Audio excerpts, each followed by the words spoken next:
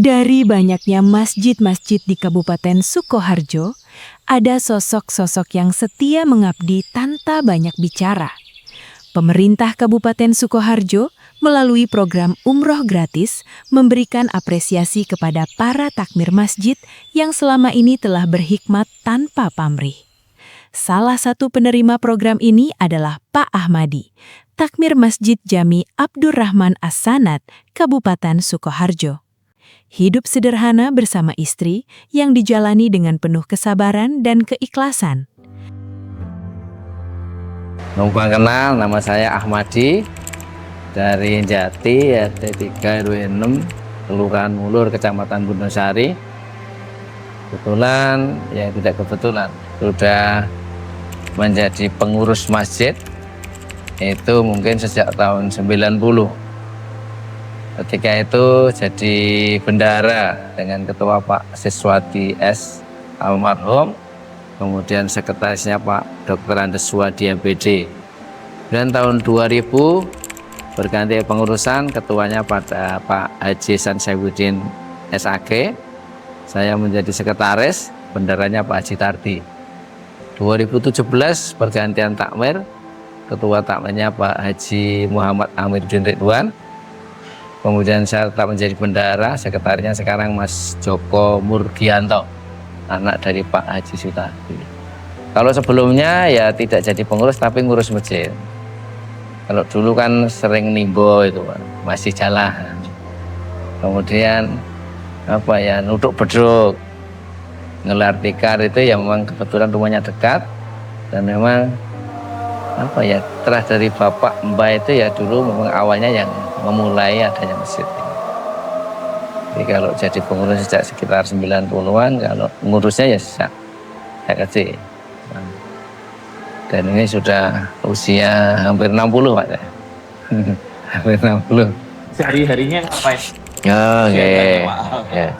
Ini sudah di berbagai perjalanan berakhir kembali ke asal jadi buruh tani.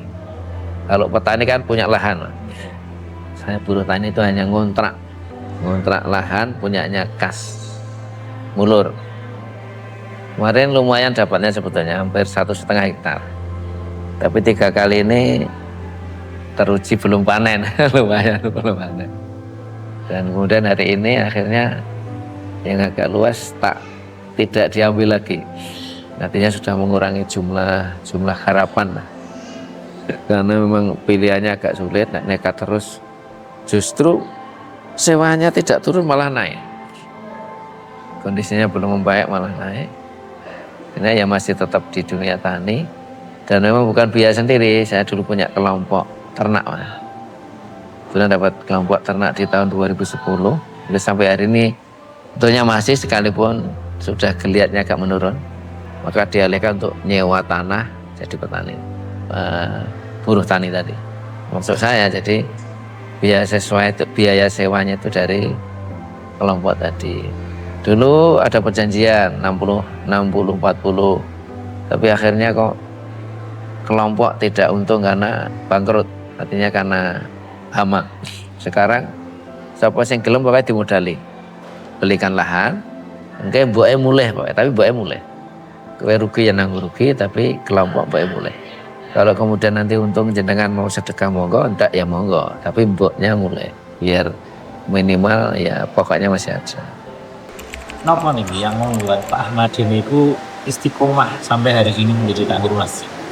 Ya alhamdulillah karena satu lingkungan yang mendukung, artinya tempat tinggal dekat dengan masjid, kemudian masyarakat secara umum itu masing-masing punya musola masjid, artinya kayak namanya Fastabiqul Khairat di pengurus masing-masing.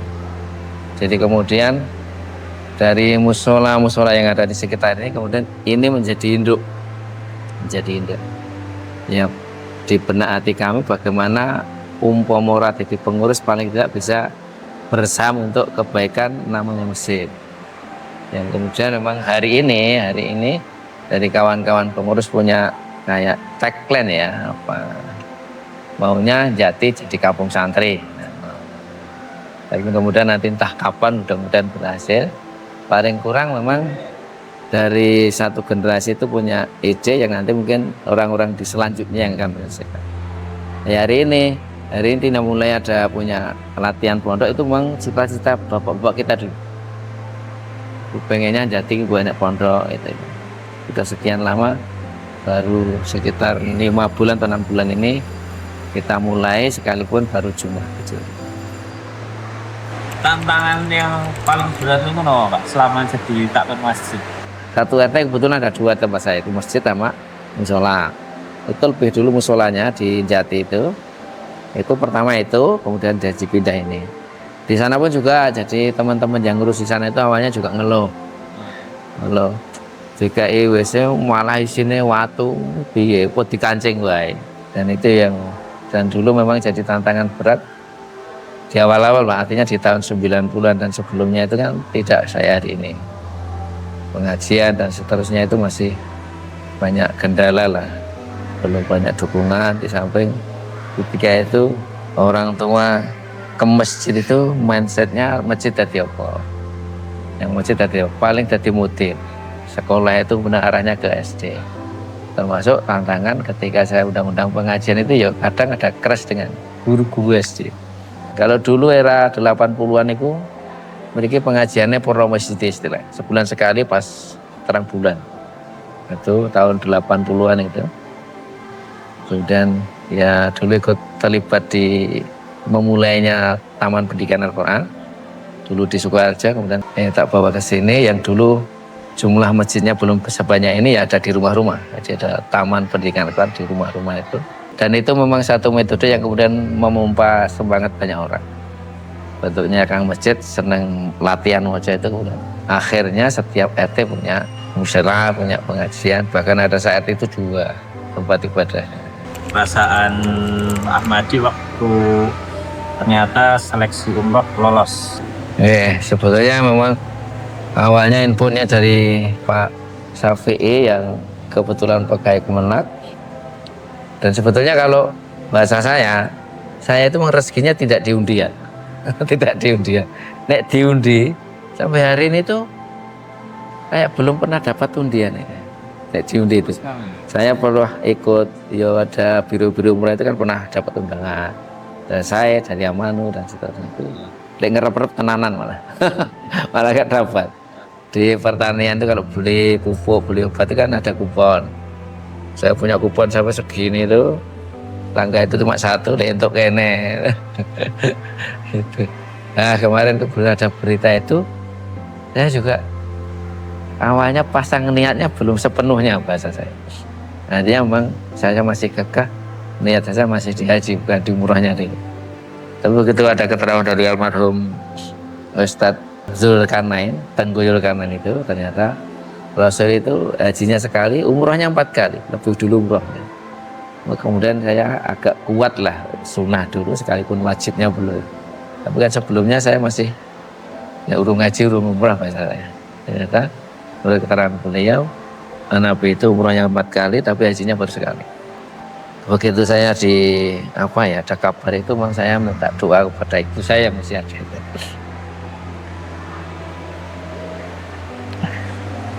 Kemudian dia ditepuk-tepuk sama didoakan, alhamdulillah ternyata betul. Artinya kabar bahwa saya dapat umroh gratis itu, alhamdulillah betul. Begitu saya agak menomorsatukan ibu saya itu, ternyata rasa hati itu juga tenang. Artinya sekalipun nggak banyak duit lah saya, rasanya tidak begitu besar gitu. Sekalipun mungkin belum dikasih keturunan dan seterusnya itu, lebih tenang lah. Selama di tanah suci, pengalaman momen yang paling ini kalau saya kebetulan dan sok-sok baca, lihat orang sholat itu kan macam-macam modelnya. Dan saya pernah baca, katanya orang bermadzhab Maliki itu nek bertakbir nggak sedekap. Di sana ketemu. Kalau saya ini bagian menurut saya amat sangat penting ketika kawan-kawan kita muslim di Indonesia itu ketika bisa ke sana, mudah-mudahan pulang itu hal-hal kecil tidak jadi masalah itu. beda sidik ya apa-apa, kayak apa-apa, ternyata di sana banyak beda nggak orang masalah, nyaman-nyaman saja. Dan saya agak betul dek lagi ketemu yang dari Afrika kayaknya, tinggi besar hitam itu buta mas, orang nggak bisa lihat sampai tekan-tekannya hatinya dia bisa wani itu saya. Tapi menurut saya yang bisa panca inderanya lengkap itu kok ya. Ya Allah, nanti aku orang sekuat beliau. Dan ketika itu memang saya betul-betul bisa nangis itu karena berempat, berlima yang satu pisah itu. Karena duduk dengar tak itu agak enak. Jadi berempat jalan nyari jalan itu ya Allah. Nah, itu diantara sekian madzhab ketemu di sana menjadikan mudah-mudahan menjadi lebih lapang lah, tidak gampang nuduh yang lain. Tidak, betul. Setelah merasakan langsung ibadah di tanah suci di Madinah, apa yang ingin Bapak sampaikan buat penonton atau buat jamaah sini? Harapan mudah-mudahan beliau-beliau bisa datang ke tanah suci, ke Madinah, ke Mekah yang di sana tidak sama tetapi bisa damai dan rukun. Dan itu modal satu kekuatan besar, satu negeri, satu dunia Islam menjadi damai. Neng Arab Mekah yang katanya orangnya keras-keras tapi juga bisa damai bersatu di satu masjid ini. Dan itu menjadi harapan besar, mudah-mudahan dimudahkan Allah untuk banyak yang bisa hadir ke sana, terutama tokoh-tokoh yang jadi public figure yang bisa hadir ke sana kemudian bisa memberi pencerahan kepada pengikutnya yang itu menjadikan wasilah untuk bisa bersatunya umat Islam di Indonesia. Sekalipun tidak gampang, tapi satu harapan mudah-mudahan dengan itu, wasilah itu menjadi rukun dan menjadi kekuatan besar, yang dengan kekuatan besar itu tanpa harus kekerasan, kebatilan akan sirna karena indahnya Islam.